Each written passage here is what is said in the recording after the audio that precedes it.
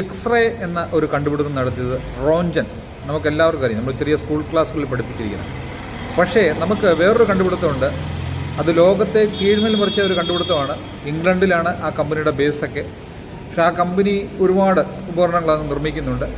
അതിനകത്ത് പ്രധാനപ്പെട്ട ഒരു ഉപകരണം നമുക്ക് എല്ലാവർക്കും അറിയാവുന്നതാണ്. കുന്നുകൾ ഇടിച്ചു നിരത്താനും മലകൾ ഇടിച്ചു നിരത്താനും കെട്ടിടങ്ങൾ വെക്കാനും നമുക്ക് സർവ്വതാ ഉപയോഗ്യമായ ഒരു കെട്ടിടം. ഈ രണ്ട് കണ്ടുപിടുത്തവും കണ്ടുപിടിച്ചു. എക്സ്റേ കണ്ടുപിടിച്ച ആളും അതുപോലെ നമ്മുടെ ഈ പറഞ്ഞ ഉപകരണത്തിൻ്റെ പേരെന്ന് വെച്ചാൽ JCB എന്നാണ്. JCB. ഈ രണ്ട് കണ്ടുപിടുത്തങ്ങളും ഭൂമിയിൽ ഒത്തിരി വ്യത്യാസങ്ങൾ വരുത്തിയതാണ്. നമുക്കിപ്പം ഭൂമിയെ നശിപ്പിച്ചുകൊണ്ടിരിക്കുന്ന ഒരു കണ്ടുപിടുത്തം എന്ന് വേണമെങ്കിൽ JCB ചിലപ്പോൾ പറഞ്ഞു. അതൊരുപാട് ഉപകാരമുള്ള കാര്യങ്ങളുണ്ട്. ഈ കോൺക്രീറ്റ് കെട്ടിടങ്ങളും അല്ലെങ്കിൽ ഒരു ഭൂമിയുടെ നിരപ്പാക്കണമെങ്കിലൊക്കെ JCB നമുക്ക് ആവശ്യമാണ്. ഈ JCB എന്നുള്ള പദം എന്തിനെ സൂചിപ്പിക്കുന്നത് ചോദിച്ചാൽ, ജോസഫ് സിറിൽ ബാംഫോർഡ് എന്ന് പറഞ്ഞ ഒരാളാണ് ഇത് കണ്ടുപിടിച്ചത്. അയാൾ കണ്ടുപിടിച്ചതിന് ശേഷം അദ്ദേഹത്തോട് ചോദിച്ചു, ഇതിന് എന്ത് പേരിടണമെന്ന് ചോദിച്ചാൽ പറഞ്ഞു, ആരുടെ പേരിടാൻ? എൻ്റെ പേര്, ഞാൻ കണ്ടുപിടുത്തത്തിൻ്റെ പേര് JCB, ജോസഫ് സിറിൽ ബാംഫോർഡ്. അതിൻ്റെ ചുരുക്കപ്പേരായ JCB. അതേസമയം നമ്മൾ എക്സ്റേ കണ്ടുപിടിച്ച റോഞ്ചൻ ഒരു സാത്വികനായ മനുഷ്യൻ, ഒരുപാട് പൈസയൊന്നും ഈ ഭൂമിയിൽ ജീവിച്ചിരുന്നപ്പോൾ ഉണ്ടാക്കിയ ആളൊന്നുമല്ല.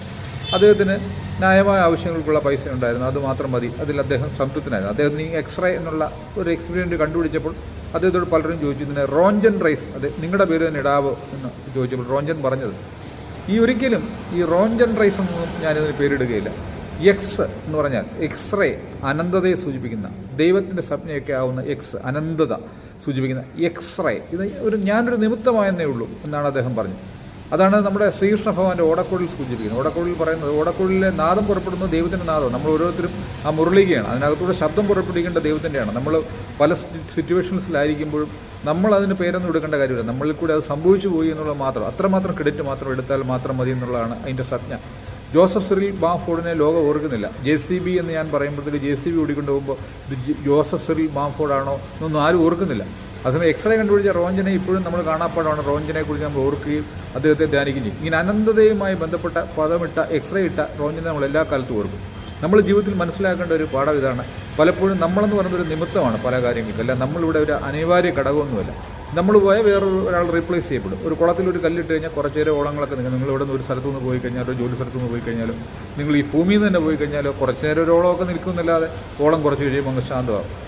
നിങ്ങൾ ഒരു കനക കണ്ണികൾ കോർക്കുക, നശ്വരനാഥ കണങ്ങൾ ഞങ്ങൾ അനശ്വരതയെന്നിൽ സംഗീതത്തിൻ്റെ പൂർണ്ണ ചേർത്ത് അമൃതം നുകരുന്നു ONV കുറിപ്പ് പാടിയ പോലെ ഒരു നശിച്ചു പോകുന്ന കണങ്ങളാണ് നമ്മളല്ല. ഒരു 30,000 ദിവസം ഈ ഭൂമിയിൽ വരുന്നു, ജീവിച്ചു. 30,000 ഒക്കെയാണ് മാക്സിമം കിട്ടും. 30,000 15,000 ഉറങ്ങിത്തീരുന്നു.